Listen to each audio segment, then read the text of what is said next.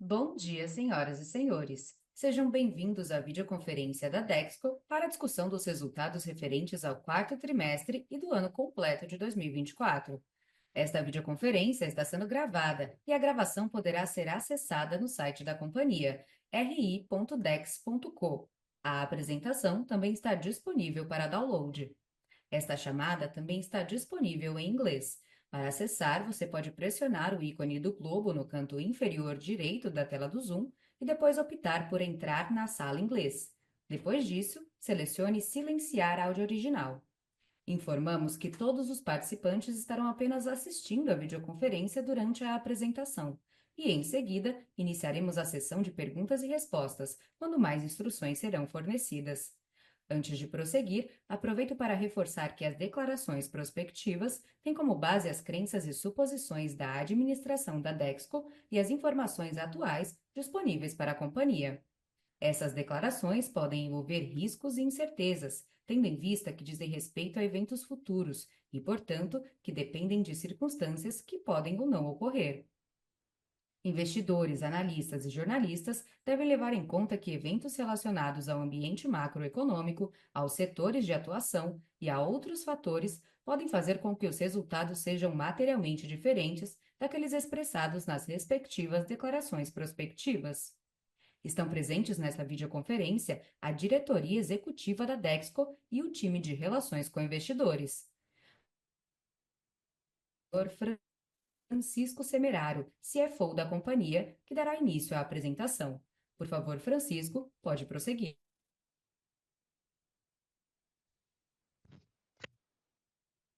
Olá a todos, bem-vindos e obrigado por acompanharem mais uma divulgação trimestral e anual de resultados da Dexco.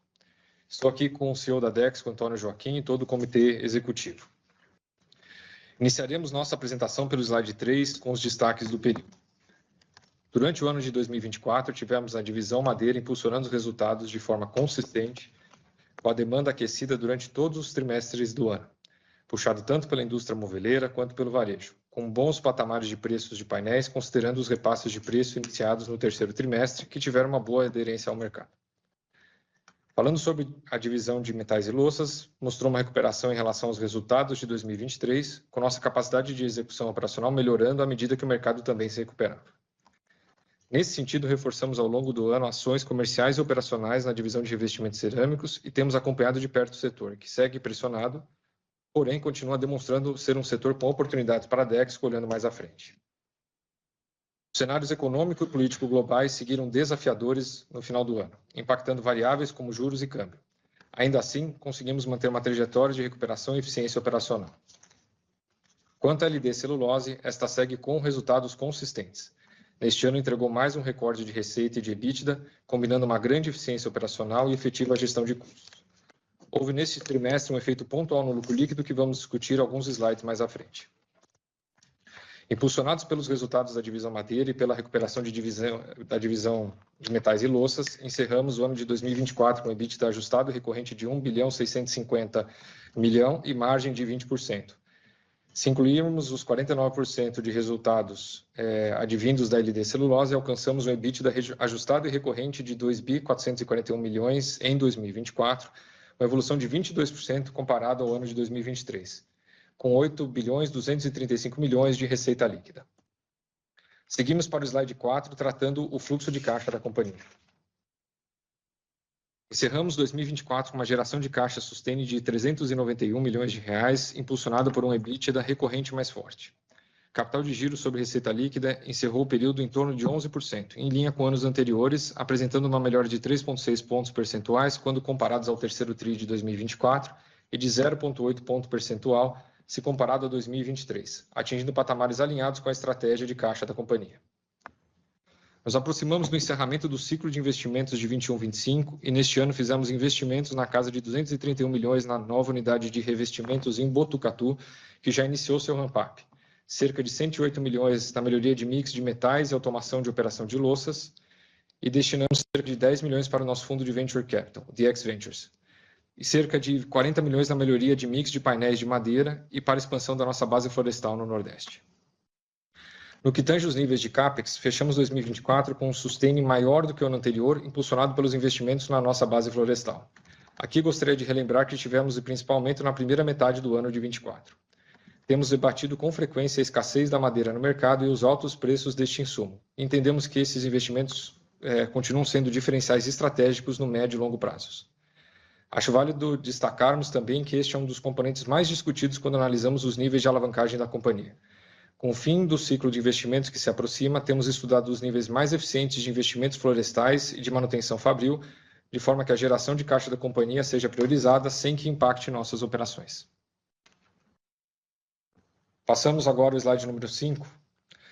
Mesmo diante de um cenário macroeconômico mais instável durante o ano de 24, conseguimos garantir uma gestão eficiente de liability management, com redução do custo médio da dívida da companhia, na comparação trimestral e anual, com manutenção do prazo médio. Os níveis de alavancagem da Dexco ficaram em torno de 3,01 vezes dívida líquida sobre EBITDA no último trimestre do ano, retomando aos patamares de 2022. Continuamos atentos e atuando em ações que otimizem a performance financeira da Dexco e colaborem com a desalavancagem de forma inteligente, preservando as alavancas estratégicas da empresa, como, por exemplo, a operação florestal que fizemos ao final de 24, conforme os fatos relevantes publicados anteriormente. Agora, no slide 7, apresentamos o cenário do mercado de painéis de madeira conforme dados da IBÁ, a Indústria Brasileira de Árvores. Conforme falamos no começo da apresentação, no mercado interno vimos a demanda tanto por MDF quanto por MDP apresentando evolução frente ao trimestre e o ano de 2023. Foi observado que no quarto trimestre o mercado externo acabou apresentando uma retração de cerca de 9% e aqui impactando principalmente pelos custos mais altos de fretes, principalmente. Com relação à divisão madeira, agora no slide 8, que entregou no ano mais um recorde nominal de EBITDA ajustado e recorrente em 1.514 bilhões e margem de 28%, considerando principalmente a melhor rentabilidade de painéis, os repasses de preço que foram realizados durante o segundo semestre do ano e a assertiva estratégia da companhia de realizar negócios florestais como uma opção de rentabilização, que foram realizadas no primeiro e terceiro trimestres do ano. Na comparação trimestral, ou seja, versus o quarto tri de 23, os volumes de receita líquidas ficaram em linha, considerando que foram feitas nesse período paradas de manutenção programadas e o período de férias coletivas da indústria. Porém, continuamos observando uma tendência de crescimento passado este período de sazonalidade. No que tange a custos, além da menor diluição dos custos fixos advindos das paradas de manutenção, sentimos o aumento dos insumos dolarizados no período, dado o pico de preços que o dólar atingiu no final do ano. Nesse sentido, nos mantemos atentos quanto à tendência de alta para o ano de 25 e impossíveis novos ajustes de preço para mitigar tais impactos. Com relação à operação de celulose solúvel, seguimos com boas notícias quando tratamos os resultados da LD Celulose. Apresentamos recordes de receita líquida e EBITDA ajustado recorrente para o ano de 24, confirmando a excelência operacional e as vantagens competitivas da celulose solúvel frente a outras fibras. E aqui falando da qualidade da fibra produzida pela LD e pela estabilidade dos preços no mercado de commodities. Por ter uma operação dolarizada, esta acabou beneficiada diante da desvalorização cambial frente ao dólar vivenciada no final do ano. Além disso, no que tange a custos, a operação mantém processos bastante diligentes que acabam por minimizar impactos da moeda nos resultados. Especificamente, falando sobre o lucro líquido, este apresentou resultado negativo no trimestre e no ano. Conforme trouxemos na última divulgação, a LD implementou uma nova estrutura de financiamento, substituindo a operação de Project Finance por um Corporate Finance, o que se traduziu em uma estrutura de capital e covenants mais adequados. Porém, a substituição acabou por reconhecer os encargos da última operação que foi desmobilizada, o que impactou diretamente o resultado financeiro do quarto trimestre do ano. Adicionalmente, tivemos efeitos essencialmente contábeis relativos a impostos diferidos associados ao dólar, que é a moeda funcional da operação. Somados, esses efeitos fizeram com que a LD apresentasse prejuízo no período. Destacamos que as perspectivas da operação são completamente positivas, tendo esses efeitos afetado o resultado de forma pontual no período, porém não o caixa da LD. Passemos agora ao slide 11. O mercado de produtos acabados encerrou o ano de 2024 confirmando sua recuperação, com avanço de 9% frente ao resultado de 2023, assim como a indústria de material de construção como um todo, que evoluiu 6% quando comparado ao ano anterior, de acordo com a Abramat, que é a Associação Brasileira da Indústria de Materiais de Construção. Mesmo que a Bramati forneça indicadores mais amplos, que incluam categorias de produtos que a Dexco não comercializa, entendemos ser um termômetro eficaz para o setor que atuamos. Seguimos para o slide 12. Apresentamos no ano de 2024 uma recuperação importante da divisão de metais e louças, que encerrou o período com um EBITDA ajustado recorrente de R$ 131 milhões e com margens aproximadamente de 7% no ano de 24, sendo 28 milhões no quarto tri de 24. Com esse resultado, começamos a colher os frutos das iniciativas conduzidas ao ano de 23 para as melhorias operacionais diante de um mercado com demandas um pouco mais estabilizadas. Como mencionado anteriormente, a valorização do câmbio acabou por impactar também os insumos dolarizados da divisão, além de termos tido paradas de manutenção programadas e férias coletivas, que diminuem a diluição de custos fixos. Desconsiderados esses efeitos, no trimestre o EBITDA ajustado recorrente se manteve em linha ao que foi entregue no terceiro tri de 24. Mesmo com a conclusão da saída do segmento de chuveiros e torneiras elétricas, apresentamos evolução de volumes tanto na comparação trimestral quanto anual, além da evolução da receita líquida, confirmando o melhor mix de produtos e ganhos de market share tanto para metais quanto para louças. No que diz respeito à utilização de capacidade das fábricas, o segmento de metais segue sendo um diferencial, rodando a níveis eficientes, com mix de produtos premium que corroboram com os resultados da divisão. Passemos agora ao slide número 13, o mercado de revestimentos segundo a Anfacer. Começamos a ver neste trimestre uma recuperação da indústria de revestimentos cerâmicos como um todo e no segmento de via úmida, onde a Dexco possui operações. Porém, é importante perceber como uma recuperação estimada em 4% no último trimestre do ano ainda desenha um longo caminho para uma estabilidade. Somados os anos de 22 e 23, vimos uma queda de cerca de 30% nesse segmento, o que faz com que a retomada dos resultados ainda seja desafiadora. Ainda temos observado um aumento progressivo dos níveis de estoque da indústria, que rodou no ano de 2024 com cerca de 30% de capacidade ociosa e que traz atenção para as variáveis de mercado. No slide seguinte, falamos sobre os resultados da nossa divisão. Mantivemos as ações de intensificação de iniciativas comerciais, refletindo ganhos de market share, se traduzindo em maiores volume e receita, tanto na comparação trimestral quanto na comparação anual. Porém, tivemos um impacto em custos que acabou por refletir o EBITDA ajustado recorrente no quarto tri de 24 e no ano de 24. Além das paradas de manutenção programadas e das férias coletivas, tivemos o início do ramp-up da nova unidade de revestimentos em Botucatu. Como esperado nesse estágio inicial, alguns custos foram concentrados, impactando temporariamente os resultados. Com o ambiente setorial dando poucos sinais de recuperação, níveis de utilização de capacidade da fábrica pressionados por um setor altamente competitivo, encerramos o ano com EBITDA ajustado e recorrente de R$ 4 milhões, uma margem de 0,5% em 2024. Falamos um pouco agora sobre perspectivas para 2025. Trazemos então algumas discussões que entendemos nortear o primeiro semestre deste ano. A divisão madeira segue resiliente em termos de demanda, principalmente pela indústria moveleira. Quando falamos da divisão de acabamentos para a construção, continuamos avançando nas ações para colher resultados da divisão de metais e louças e agora acompanhando o ramp-up da nova operação de revestimentos. Seguimos trabalhando para melhores resultados na divisão. Com o fim do ciclo de investimentos 21-25, nosso foco é reduzir a alavancagem da companhia e priorizar a geração de caixa. Mesmo diante de um cenário macroeconômico desafiador, seguimos atentos às oportunidades para otimizar nossa eficiência e rentabilidade. Estamos acompanhando de perto as necessidades de aumento de preços de nossos produtos para compensar altas de insumos, acompanhando inclusive estes cenários de taxas de juros mais altas. Seguimos diligentes quanto aos custos e à gestão de caixa da companhia, analisando e priorizando a necessidade e o retorno de todos os projetos. Antes de encerrarmos nossa apresentação, quero compartilhar com vocês um projeto que simboliza um marco para a companhia, a Casa Dexco. Anunciada em 2021, agora ela se torna realidade, consolidando nossa presença no setor de design e decoração, bem no coração de São Paulo. Gostaríamos de apresentá-la oficialmente para vocês agora.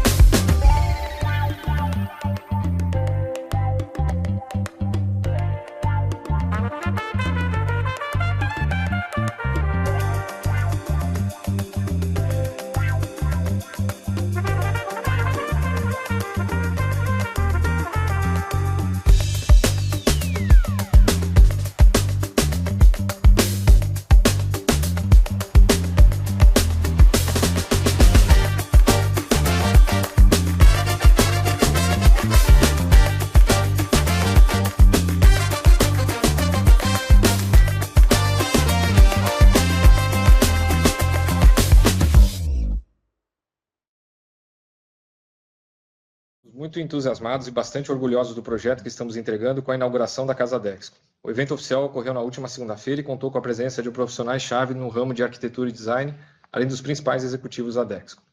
Com 2 andares e mais de 4.000 metros quadrados, a Casa Dexco marca um passo importante para a companhia. Pela primeira vez, reunimos todas as nossas marcas em um único espaço, oferecendo uma experiência completa e integrada para arquitetos, designers e consumidores. Vale lembrar que a Casa Dexco traz um novo conceito de loja de arquitetura e decoração, indo além de um showroom, sendo um espaço onde o cliente pode conhecer e adquirir nossos produtos. Além de oferecer todas as funcionalidades de uma loja convencional, a casa conta com espaços decorados e assinados por 20 profissionais de arquitetura, design e decoração, com o diferencial que esses espaços não estão ali apenas para exibição. As pessoas podem entrar, tocar, experimentar os produtos, conhecer diferentes combinações de produtos e tendências, além de contar com exposições de arte e design, espaços para eventos, coworking, uma cozinha gourmet funcional e um café. Deixo aqui meu convite para todos que conheçam esse espaço, que fica localizado na Avenida Paulista, no Conjunto Nacional, outro ícone da cidade de São Paulo. E antes de concluir nossa apresentação, gostaria também de convidá-los para a feira Expo Revestir 2025, a maior feira de revestimentos e acabamentos da América Latina, que está acontecendo desde o dia 10 e vai até amanhã, dia 14 de março, aqui na cidade de São Paulo. Mais uma vez estamos presentes nesse importante evento para o setor com a cidade de Dexco, um projeto arquitetônico inspirado no Conjunto Nacional, este ícone da arquitetura da cidade de São Paulo, conectando inclusive com a inauguração da Casa Dexco.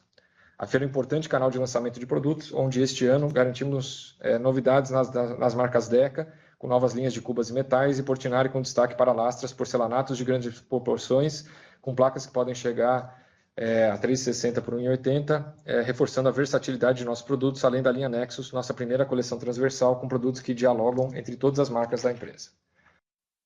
A Expo Revestir é um dos principais canais de conexão da companhia com seus diversos públicos de interesse, sendo um importante impulsionador dos resultados no primeiro semestre do ano.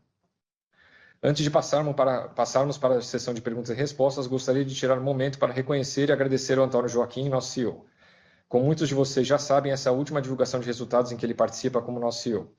Em nome de toda a empresa e de nosso time, quero expressar nossa profunda gratidão pela sua liderança, visão e compromisso ao longo dos últimos 12 anos. Agora seguimos para a sessão de perguntas e respostas.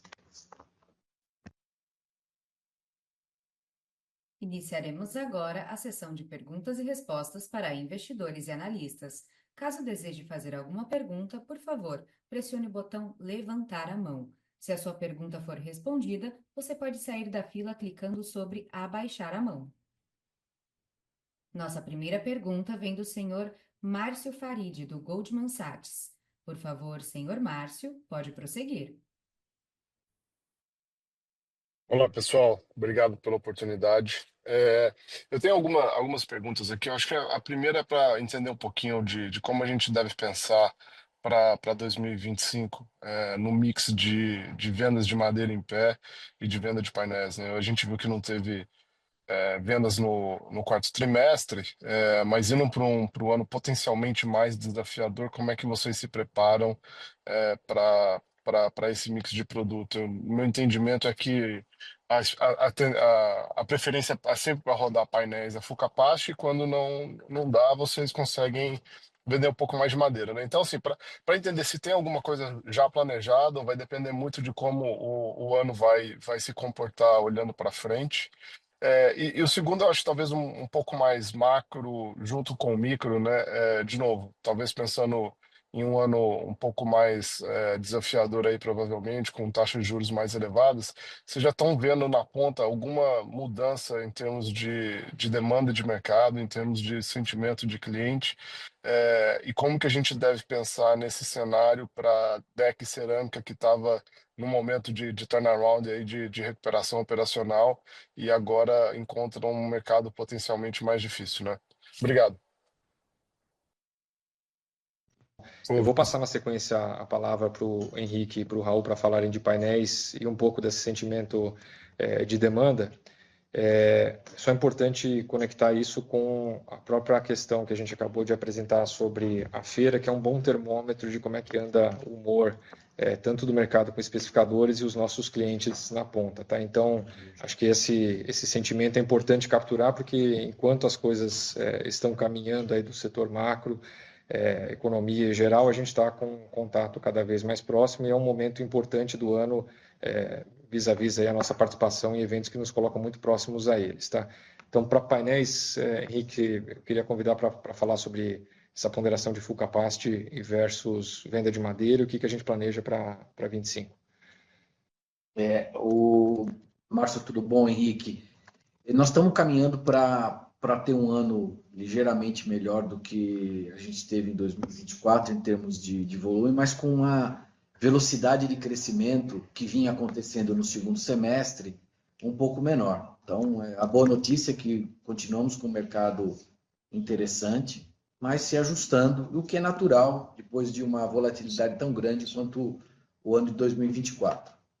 A princípio, não existe de forma significativa nenhum grande bloco de floresta ou madeira para ser vendido no médio prazo, né? A gente não vê 2025 como um ano que nós vamos ter movimento de madeira significativo. Então, essa é a nossa base, né? Nós estamos trabalhando nesse sentido. Naturalmente, ajustes existem, todo dia nós estamos comprando e vendendo madeira, porque faz parte da operação, mas aquele típico impacto positivo de grande volume de madeira não é o caso, pelo menos a gente não vê isso acontecendo. Obrigado, Henrique. Raul? Bom dia a todos aí, bom dia, Farid. Eu acho que aqui o momento da sua pergunta é muito apropriado, né? Acho que essa talvez seja a semana mais quente do ano, né? Do ponto de vista de exposição, conversas com clientes, stakeholders, né? Feira Revestir, como sempre, uma feira muito movimentada e com muita participação, né, de todos os players aí do setor. Além, evidente, da Casa Dex, quando a gente já teve aí mais de 3.000 pessoas visitando em alguns dias e que também ali é um momento muito bom de interação, né, com os diversos participantes. Acho que ainda é cedo para falar de qualquer expectativa de queda de demanda por aceleração de juros. A gente está vendo, sim, mensagens ambíguas aí de todos os lados, né? Então, você tem setores, áreas e clientes que estão se saindo bastante bem dentro do mercado. Então, com janeiro alinhado, todo mundo mostrando uma estabilidade, algum crescimento em janeiro e fevereiro, e o mesmo acontece conosco aqui.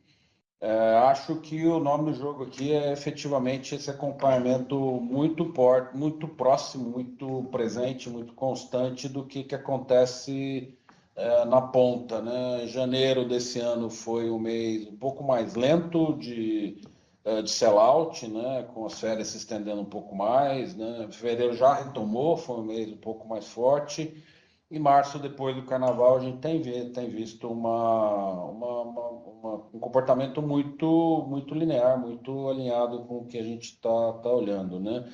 Nosso setor é um setor de cadeia longa, né? Você tem inícios de obras, essa é uma época que você vai, né, retomar, né, acompanhar, finalizar os seus projetos. Então, já até esse momento a gente está vendo alguma coisa. Agora é mão no pulso o tempo todo. Nós estamos aqui controlando tudo aquilo que a gente controla, né? Um ano de austeridade, um ano de responsabilidade de alocação de capital, né? Um ano de olhar o caixa com bastante cuidado, mas até o momento nenhum sinal muito distoante do que o que a gente já vinha falando, né? Queria lembrar que a Dexco, lá no nosso Dexco Day, no final do terceiro tri, início do quarto tri do ano passado, já apontava para um ano de 25, onde a gente tinha que estar muito atento, e assim estamos, né? Acho que aqui o segredo é a gente estar muito próximo, muito consciente do que acontece e tomar as ações. Já iniciamos com um ano de austeridade, de controle, mas a demanda até o momento sem grandes surpresas. Obrigado, Haddad. Obrigado, Raul. Só um follow-up, talvez, aqui para o Haddad. Desvalorização cambial aí nesses últimos 2, 3 meses, né? O câmbio já voltou um pouco, mas ainda assim no patamar mais elevado. Só para entender como é que a concorrência está se comportando na tentativa de aumento, de recompor parte desse aumento de preço e recompor parte desses custos que vieram, né? Obrigado, pessoal. Farid, a gente tem monitorado muito de perto. como você mesmo mencionou, muita pressão até janeiro, onde a gente chegou com o dólar aí acima de 6. A questão, infelizmente, é que a gente está tendo uma combinação de efeitos, né? Além da desvalorização, que voltou um pouco, agora já está mais volátil essa última semana, mas a gente tem também algumas commodities ligadas à resina que estão impactando o custo no fim do dia. Então, se você pegar algumas commodities como ureia, próprio metanol, desde novembro tiveram aumentos assim expressivos, em torno de 30%. Isso acaba naturalmente pressionando nosso custo no curto prazo. Nós estamos atentos, a gente tem feito alguns ajustes de preços pontuais, como vocês têm acompanhado bem de perto, a nossa política comercial ela pressupõe aumentos inteligentes, a gente não está fazendo um one size fits all, a gente está fazendo ações bastante pontuais, dependendo do produto, dependendo da região, considerando competitividade, nosso share. O que a gente nota no mercado como um todo, naturalmente eu não sei te precisar exatamente concorrente por concorrente, mas parece que existe um posicionamento muito mais racional. Natural que existam brigas por share, natural que existam brigas por espaço, mas longe de imaginar aquelas brigas sanguinárias que aconteciam tempos atrás em termos de preço. Sem dúvida nenhuma, o custo não só de resina, não só dos commodities, mas também na madeira, colocaram um limite para que exista abuso na questão de gestão de preço na madeira. Só expandindo um pouquinho no tema que o Henrique trouxe, né, só para incluir a divisão de acabamentos também nessa história, a gente também é impactado por custo, né? Você tem algumas commodities, tem frete também, né, que é um impacto transversal para todas as operações da companhia, mas o fato é que a gente conseguiu andar um pouco à frente do tema dos aumentos. Lá no final do ano a gente já anunciou algumas coisas, no começo do ano também, estamos num processo de implementação, né? Então, a situação permanecendo como ela está hoje, se não houver novas deteriorações, a gente está com o nível de preço ajustado para a realidade atual de custos. Mas, como o Henrique falou, temos que acompanhar muito próximo, né, para um lado e para outro. Ótimo, pessoal. Muito obrigado. Nossa próxima pergunta vem do senhor Ricardo Monegaglia, do Safra. Por favor, senhor Ricardo, pode prosseguir. Bom dia a todos. Consegue me escutar? Acho que sim, né? Obrigado por pegarem minhas perguntas. Tenho duas aqui. Primeiro, parabéns pela inauguração da Casa Dexco. Nesse investimento, eu queria ver se vocês conseguem compartilhar quais métricas vocês vão acompanhar para acessar o retorno, seja direto ou indireto desse investimento. E aí também já pensando no que a gente pode esperar em 2025, né? O que vocês planejam atingir com esse startup, né, em 2025? E a minha segunda pergunta aqui, ficou bem clara essa necessidade de repassar a inflação de custos em preço, né? Parece bem razoável. Então, minha dúvida é se esse movimento já começou a ocorrer em 2025 ou se é uma conversa para daqui a alguns meses. Se der para quebrar por segmento, ajuda bastante. Obrigado, pessoal. Vou passar aqui a palavra para a gente falar um pouquinho de Casa Dexco, depois a gente fala das divisões aqui para repasse de custos, tá? Inflação. Sobre Casa Dexco, Ricardo, é um primeiro movimento. A gente tem sim métricas de acompanhamento. Eu lembro que a gente teve várias razões nesse nosso primeiro start aí no segmento de varejo, né? A primeira razão é realmente ter um atendimento muito melhor aos nossos clientes, consumidores e tal, com um espaço que permita isso, porque nós tínhamos showrooms ali na Avenida Brasil que tinham grandes custos operacionais e digamos assim, pouca efetividade para um bom atendimento, principalmente não só a consumidores finais, mas principalmente a clientes que querem vir discutir, mostrar, debater uma nova coleção, coisas nessa linha, né? Então, a Casa Dexco, no primeiro momento, surgiu o seguinte: trocamos posição, tínhamos duas operações lá embaixo, trocamos por uma operação aqui, bastante efetiva, mas o fato principal não está aí. Nós temos um plano, nós trouxemos uma equipe, nós trouxemos uma diretora especializada em varejo de mercado, nós segmentamos todo o time e a Casa Dexco está iniciando ela é o pontapé inicial da nossa rede de franquias, que será chamado de Casa Dexco também, que já temos 2 operações abertas e cerca de quase 20 contratadas, enfim, que serão implementadas ao longo de 2025. Então, obviamente, a gente espera nesse processo, são várias coisas. Primeiro, como eu falei, toda a parte de atendimento muito melhor, né? O fluxo de arquitetos, de gente, a nossa expectativa é que o novo ponto que nós tenhamos aqui se torne uma parada obrigatória para aqueles que já tiveram de oportunidade, por exemplo, de ir a Milão, que é um grande centro de design, essas coisas, você tem lá as grandes feiras em Milão e você tem o Fora Feira, né? E a gente quer realmente atrair um público muito grande, está concretizando nesses dias todos aí. E, obviamente, com o estabelecimento das redes de franquia, a gente quer ampliar a venda de deca e revestimentos, essencialmente, em públicos mais selecionados, nesse segmento de lojas especializadas, nesse segmento mais premium, que é bastante rentável para nós. Então, a gente espera aumentos de rentabilidade, uma melhoria do mix médio, enfim, coisas desse tipo. E também, é claro, um retorno maior à medida que você tem uma nova operação onde você pode atender direto. Então, nós temos, sim, métricas estabelecidas.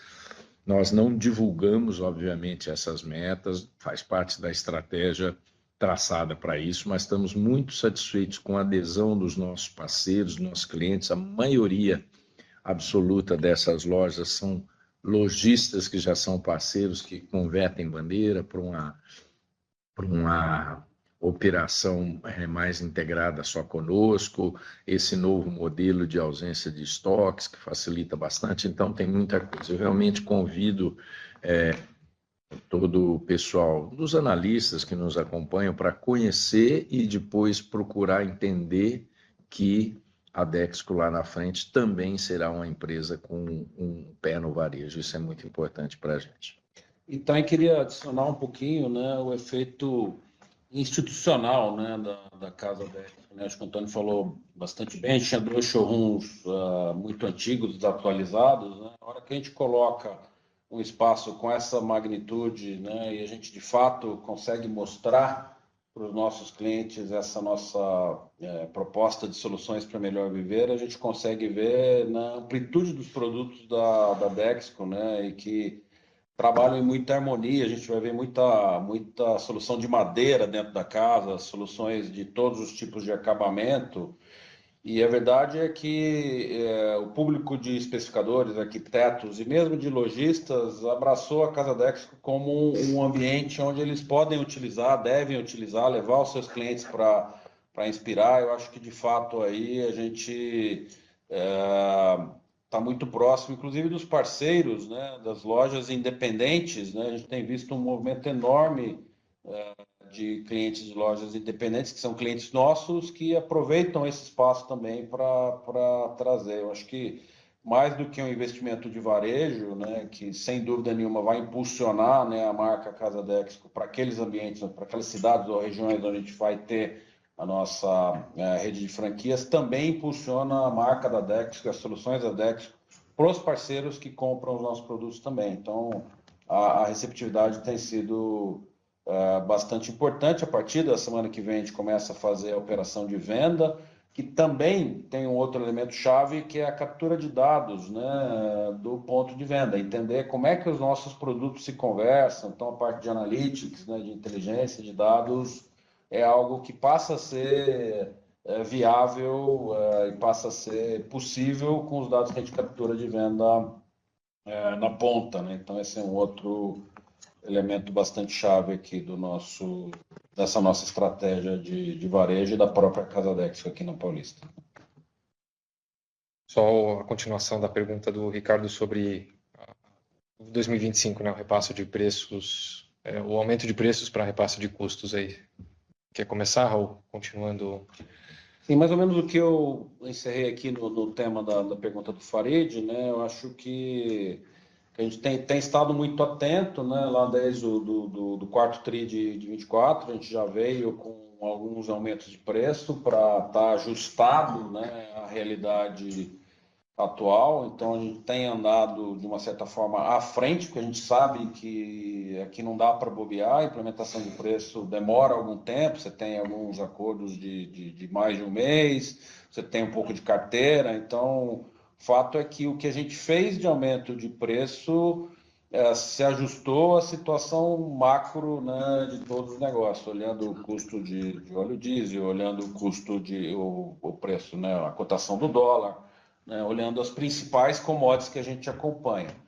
Agora, num momento volátil como esse, né, o que o Haddad trouxe bastante bem, né, a gente não faz aqui aumentos lineares, a gente tem hoje um nível de inteligência de pricing aqui, onde a gente vai buscando os principais elementos de cada questão de custo dos nossos produtos e a gente faz os ajustes. Então, dá para dizer que com o que a gente fez no final do ano passado, alguma coisa no começo do ano, a gente segue ajustado para a realidade atual, mas muito atento para as mudanças de cenário aí que ocorrem e vêm ocorrendo. Excelente. Eu Obrigado, acho que Antônio. só complementando, eu acho que eu já tinha respondido de uma forma mais genérica, a gente está acompanhando muito de perto, né? Não tem, a gente já fez alguns ajustes no primeiro trimestre e continuamos trabalhando bem perto da nossa estrutura de custo e do mercado para poder fazer os ajustes quando necessário. Maravilha, obrigado, pessoal. Nossa próxima pergunta vem do senhor Rafael Barcelos, do Bradesco BBI. Por favor, senhor Rafael, pode prosseguir. Bom dia a todos, obrigado por pegar minhas perguntas. A primeira pergunta seria entender o que mudou na visão estratégica de vocês, dado esse cenário que vocês escreveram aí no início do call, né, em que vocês já percebem alguma desaceleração, incerteza em algumas linhas de negócio, dado o ambiente macro. Então, se vocês pudessem comentar, né, se ainda existe algum ajuste fabril aí a ser feito quando vocês olham hoje as operações, né, tais quais aí os que vocês fizeram nos últimos anos, e sobre o turnaround de Deca Cerâmica, né, se existe alguma mudança de rota dado esse cenário, sobretudo em cerâmica, dado esse novo cenário, quando que vocês imaginam hoje que a divisão conseguiria entregar um nível de rentabilidade melhor e mais adequado com o que vocês entendem? E a minha segunda pergunta seria sobre LD. Talvez vocês pudessem comentar um pouco mais como que foi a evolução de produção do ativo aí ao longo de 2024, seria interessante, e também se existe algum ajuste ou oportunidade que vocês entendem aqui no curto, médio prazo para fazer com que esse ativo aí consiga retornar mais dividendos aí mais cedo. Tá? Obrigado. Bom, Rafael, começo aqui falando um pouco do tema da estratégia geral com relação ao nosso orçamento, especificamente em cerâmica, como você perguntou. Depois eu passo para o Haddad para falar um pouquinho da LD, né?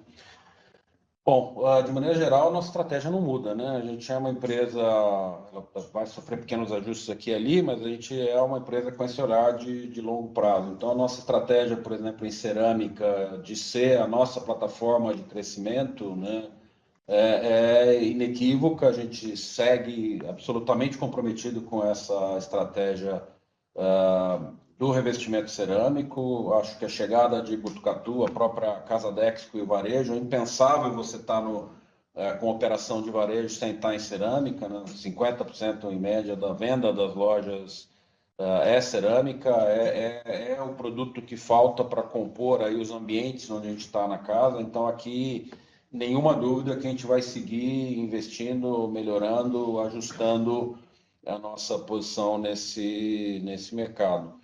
O impacto, vocês viram o impacto de resultado, né? Aí no final do ano, alguma coisa relevante em revestimentos, se dá ao nosso ajuste industrial para preparar para a partida de Botucatu. Botucatu tem um portfólio absolutamente diferente, distinto, né? Uma fábrica que é única no ponto de vista de tecnologia e de novos produtos e para que nos permite jogar em segmentos onde a gente não está hoje, também nos permite uma presença geográfica e uma competitividade de frete que a gente não tinha lá no sul para atender Nordeste, Centro-Oeste do Brasil, mesmo o estado de São Paulo. Então, aqui, essa nossa estratégia de trabalhar com esse sistema de operações na área de cerâmica está mantido e está, diria, fortalecido hoje, né? A gente, em dezembro, fez os ajustes que a gente precisava fazer, né? Acertando as linhas, levando o portfólio de produto. Essa é uma operação que não é trivial, né? Você tem mais de 1.000 SKUs, mais de 1.000 produtos diferentes que precisam estar alinhados à vocação das unidades. Então, a gente vem e está seguindo o plano que a gente seguiu lá na frente, né? Com relação ao resto do turnaround, né, eu acho que metais a gente já começa a se encontrar numa situação muito, muito ajustada. Eu acho que aqui os nossos produtos estão vindo com uma boa demanda, com uma boa capacidade de produção, uma boa melhora nos níveis de entrega. Acho que isso é chave para a gente ocupar espaço. A gente fez lançamentos assertivos, o nosso portfólio hoje está muito completo, muito alinhado com o que se precisa ter para a gente ganhar participação nos ambientes onde a gente atua. No mercado de louças é um jogo de aumento de ocupação, né? Fabril, acertar, a gente está lá com as fábricas ajustadas, com a automação de Jundiaí começando a entregar ótimos resultados, né? Acho que esse é algo que a gente precisa acompanhar com muita atenção, né? O investimento que a gente fez em automação é para trazer muitos bons resultados em Jundiaí e as fábricas do Nordeste com nível adequado de ocupação, mas esse é o olhar aqui, né? A gente precisa ter, são fábricas com bastante intensivas em mão de obra, né? E que precisam de uma certa medida num nível de ocupação, né? Para poder absorver esses custos fixos e gerar um nível de custo adequado. Então, diria que aqui temos esse olhar em louças para a gente ir crescendo a ocupação das fábricas do Nordeste e entregando os resultados aqui que a gente precisa entregar com a automação de Jundiaí ali em louças. Vou começar a puxar a resposta sobre LD aqui e a gente complementa com informações aqui do Henrique também, tá? É importante destacar que ao longo de 24, a gente vem reportando aqui de forma um pouco mais qualitativa, mas a gente concluiu o ano de 24 com um nível de produtividade superior, bem superior aos 10% da capacidade nominal da operação, que a gente esperava que acontecesse ao longo de 10 anos, muito mais do que aconteceu no terceiro ano de operação, né? O segundo ano de operação full. Então, essa é uma notícia muito importante e confirmando junto com isso também a parte de qualidade da produção, que foi praticamente plena, né? A gente sempre espera que, especialmente nos períodos em que você tem parada de manutenção, você tem algum tipo de oscilação, ela fica numa banda muito pequena, então a gente está satisfeito tanto por um índice quanto pelo outro, tá? Então, o potencial da LD está se confirmando também como potencial de execução. Em termos de oportunidades, existem trabalhos sempre em andamento para verificar medidas adicionais de produtividade, inclusive durante esses períodos de parada. A gente já teve a nossa terceira parada completa, segunda completa, a gente fez uma parada logo depois do ramp-up em 2022, passamos por mais duas em 23 e agora 24. Então dá para a gente falar que existe uma estabilização num patamar muito alto de produtividade, qualidade e de retomada de operações, o que coloca a gente numa posição bastante positiva.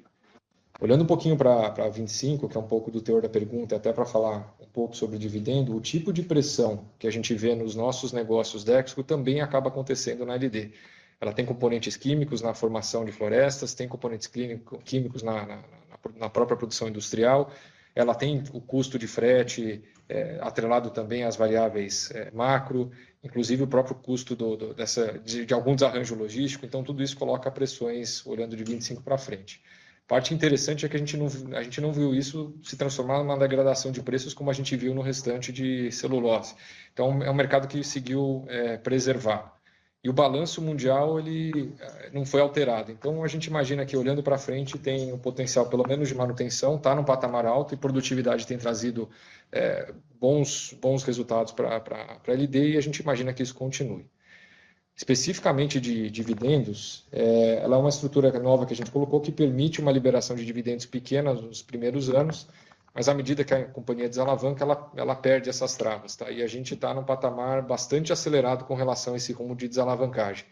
Então, 26 aparentemente não vai ser um ano que vai trazer grandes números. A gente sinalizou já que 26 seria um ano de primeiros dividendos sendo pagos em valores bastante tímidos, mas a gente falava lá de 27, 28, um patamar crescendo, e se a gente continuar nessa nível de produtividade com custos controlados e os preços pelo menos mantidos ou leve aumento, a gente imagina uma tendência positiva para antecipar um pouco os dividendos, tá? Perfeito. Eu acho que, só reforçando, a gente fica muito satisfeito de ver a questão operacional, né? Uma evolução muito grande. A gente tem se surpreendido positivamente com a gestão, produtividade, gestão de custo, a própria formação de florestas, super na nossa mão. Isso para nós é uma super notícia e a gente espera, como o Francisco mencionou, acelerar o processo de maturação da operação bastante nos próximos anos. Perfeito, obrigado. Eu só queria fazer um follow-up com o Raul. Raul, na sua resposta sobre cerâmica, se você pudesse só dar um pouco mais de detalhes sobre como vocês estão vendo cerâmica evoluindo ao longo do ano e talvez aí entender. Eu sei que é difícil traçar aqui um cenário dado esse ambiente macro, mas se você pudesse dizer um pouco mais a sua expectativa para um nível de resultado mais adequado. Obrigado.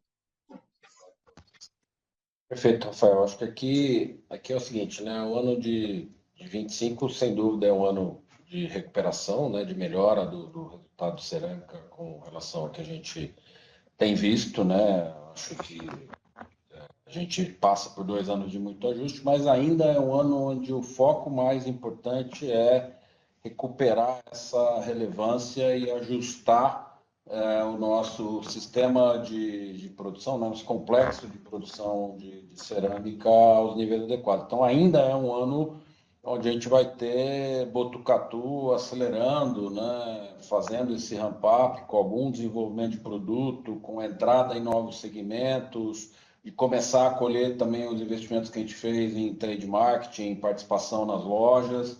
Então, é um jogo de muita consistência em 2025, mas também com custos adicionais aqui. Essa fábrica, o que eu posso me comprometer aqui, já me comprometi também com o nosso conselho aqui dentro, é que 25 é o ano onde a gente encerra qualquer conversa sobre ramp-ups e ajustes em revestimentos, mas ainda é um ano de ramp-up de Botucatu, ainda é um ano onde essa unidade vai se firmar, ela termina o ano já em níveis de custos melhores do que o que a gente tem no Sul, né? Uma unidade que tem a melhor tecnologia para que isso aconteça, né? Então, ao encerrar aí em algum momento em terceiro e quarto tri desse ano, a gente vai ter o Sul operando bem, como vem operando bem, e Botucatu com nível de custos adequados e com portfólio de produtos começando a se movimentar bem. A gente tem razões para acreditar que,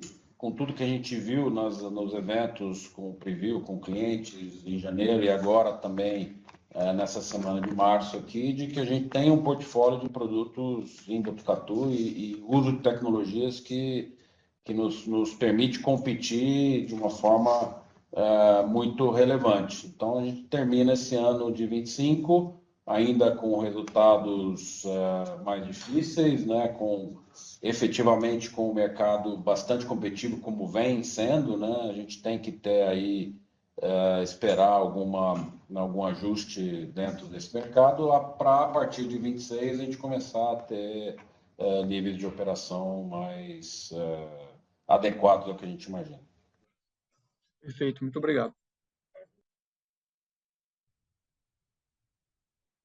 Nossa próxima pergunta vem do senhor Marcelo Arazi, do BTG Pactual. Por favor, Marcelo, pode prosseguir. Oi, pessoal, tudo bem? Eu queria ouvir um pouco vocês falando sobre a alavancagem da companhia. A gente viu uma geração de caixa positiva esse trimestre, mas ajudada aí por um efeito não recorrente e um nível de CAPEX relativamente elevado ainda.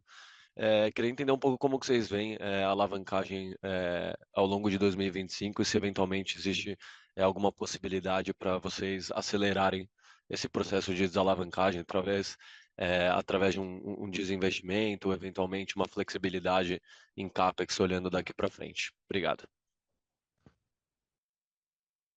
Marcelo, obrigado pela pergunta. Realmente a gente teve no final do ano aquela operação florestal que a gente comentou com vocês para benefício da empresa. Isso ajuda em algumas dimensões a gente, inclusive no custo de juros. Então, é uma operação bastante interessante.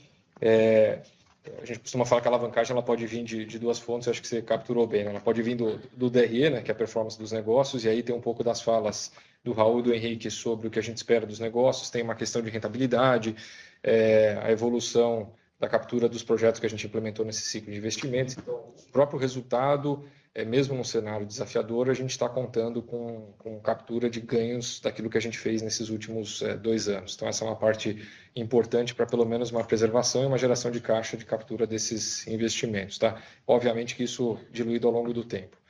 E a segunda parte, obviamente, são ações de balanço. Então, da mesma forma que a gente estudou e avaliou essa operação que a gente fez em 24, a gente está super atento para 25. A gente não tem nada relevante e nada que a gente esteja estudando desse tipo de ação que eu imagino que você tenha imaginado ou pensado quando você fala de desinvestimentos. A gente tem sim um balanço que ele é bastante grande. Isso envolve ativos industriais, envolve ativos florestais, envolve terra, envolve uma série de coisas que permitem que a gente consiga estudar movimentos que a gente possa fazer melhor uso desses ativos, tá?